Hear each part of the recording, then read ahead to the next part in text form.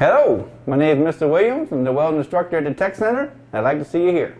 The welding program is a 2-year program. There is plenty of opportunity in here to gain a lot of knowledge with the welding experience. In year 1, we start with the oxyacetylene torch cutting. Then we move on to the plasma cutting.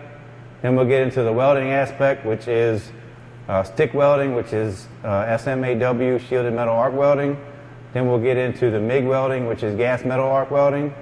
We'll also do flux core arc welding in the first year. And in the second year, what we do is we start with the safety aspect of everything, as well as the other classes too.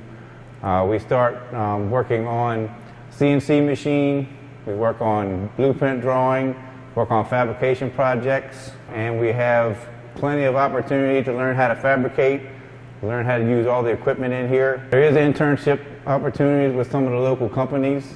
There's an opportunity for you to get certified coming out of high school, which is a huge opportunity so you can get your foot in the door to get a job.